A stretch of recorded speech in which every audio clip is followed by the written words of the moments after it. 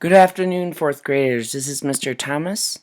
The 4th grade teachers thought we would try something new today, so we're going to try it out together as a team, and hopefully it will be successful. This is a math problem, and you should have a copy of this in your math journal that you have already glued in and put the date at the top right corner.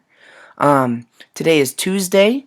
I'm just going to read the problem first, and as I read the problem, I hope that your eyes are on the smartboard or in your math journal reading the problem with me in your head, also visualizing and thinking, what is the problem really asking me? Mary wants to buy a bookcase to hold all of her 138 books.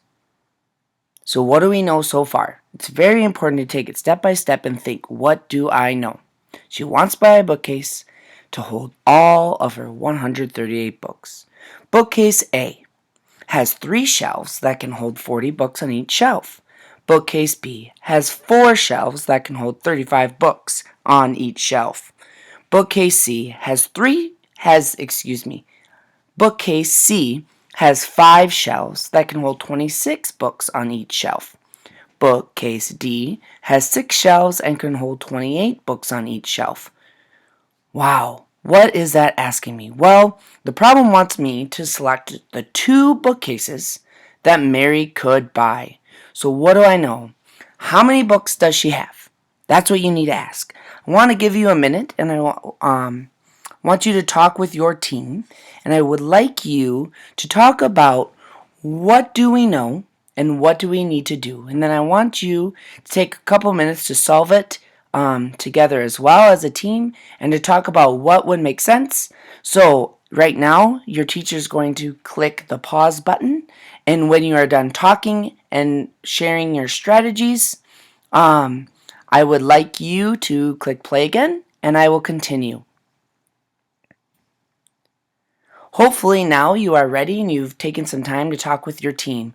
I'm just going to show you some different strategies and some ways that you could have solved the problem. Again, what does the problem want me to know? It wants me to know that Mary has 138 books, and she's going to buy 2 bookcases. So I need enough room on the shelves for more than 138 books. I can't have 137. Wouldn't be room. Can't have anything less than that. Can I have 138? Yes, if that would work out in this problem. So, bookcase A. I'm going to show you different strategies. This way is going to be an array with bookcase A. Here, I'm going to know that there are 3 shelves and there can be 40 books on each shelf. Here's an example of what I'm going to do. I'm going to draw my array. As you can see, I'm going to make this the smallest side. 3 times 40. I know my pen's not working, but I hope I will get better at this. So thank you for being flexible. What do I know? I have to ask myself that I need to fit 40 books on each shelf. So I need 3 times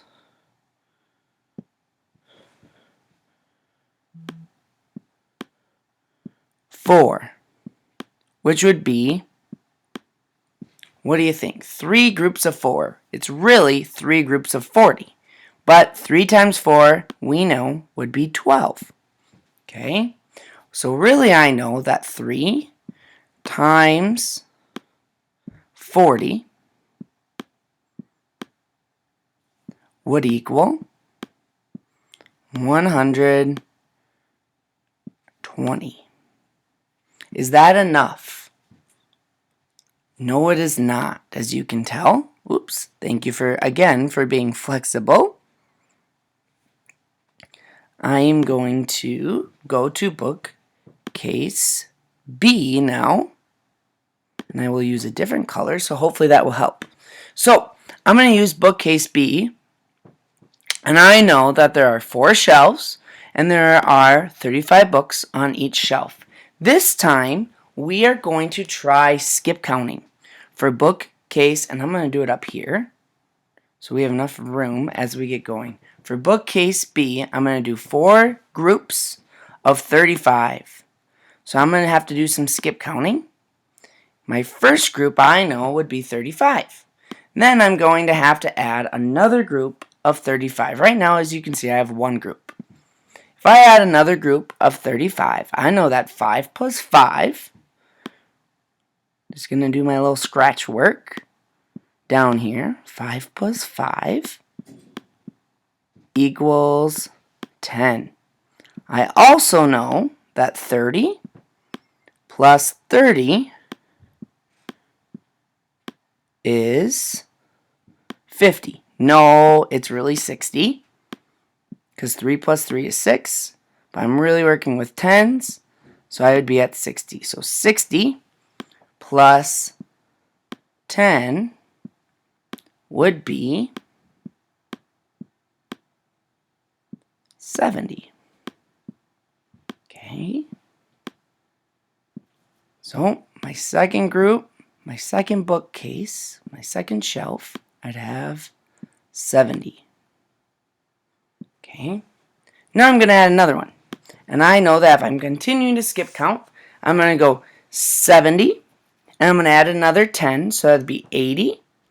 I'm going to add another 10, would be 90. Another 10 would be 100. So I know I'm at 100 because I've added 3 tens. Now I'm going to add another 5. So 100 plus 5 would be 105. Again, thank you for being flexible.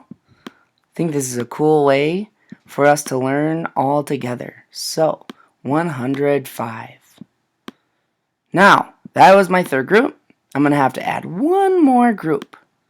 I want you to try to be, oops, maybe it won't let me. Nope, there we go.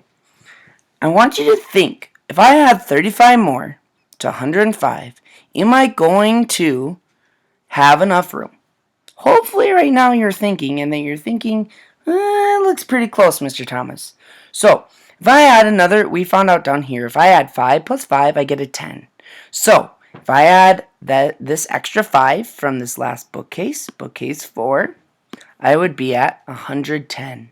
So now, being at 110, I'm going to add 30. Hopefully that makes sense. So I'm going to add another 10, which would be 120. Another 10 would be 130. Another 10 would be 140. So, once you ask yourself, do I have enough room for 138 books? If I have 140, I should. So bookcase B would be one of the ones that we would hopefully like to choose for Mary, because she wants enough room. Here we're going to go to number 3 as I try to pick my color. So we're going to go to bookcase C. Notice there's a lot of steps, and it takes a lot of hard work and perseverance and grit, but I know that if you work hard and that if you continue to ask yourself what makes sense, what do I know about this problem, that any of you can be able to solve this problem, because I have seen it. I've seen it in every room that we've had, and that I've had in my math groups, and I know that you can do it. So bookcase C, I have 5 shelves, and I have 26 books on each shelf. This one we are going to try adding by our 10s and our 1s. So if you notice, I have 5 groups of 26. And I need to see if I have enough. So, what do I know about this problem? If I'm going to skip count, not skip count, I'm doing 10s and 1s, I just said that. 26 plus 26 plus another 26 plus another 26. Need 5 of them. And one more group equals box. We have to figure out what that is. And as we said, we're going to try tens and ones. So I know 20 plus 20 is 2 plus 2, right? And 2 plus 2 we know is 4. So I'm just going to keep that down here for right now. And I really know it's 40. And I have another group of 20 and another group of 20, so I know that's another 40. A lot of doubles, as you can notice right now. And then I have one more group of 20, so I'm just going to put that 20 down here. Adding my 10s right now. I haven't touched my 1s yet. I know, as Mr. Thomas just said, there's lots of doubles in this. 4 plus 4 is what? It is 8. So I also know that 40 plus 40 is going to be 80. So if I do 80 plus 20, I am going to, well, you know what? What do I get? I know 8 plus 2, right? 8 plus 2. 8 plus 9, 10. Hey, that's 10, but it's really working with tens. So I have 10 tens, and we know that 10 tens is 100. So I've done my hundreds. I've done my tens, which equaled 100. Now I'm going to do my ones. So I have a 6, 6, 6 plus 6. I know that one. 6 plus 6 is a double. Oops. 6 plus 6 would be a double, excuse me, which would be 12. I know that I have another group of 6 and another group of 6, so I'm really just doubling this number, but I'm going to just write it down here, which would be another group of 12. A lot of doubles again. So now I have to do 12 plus 12.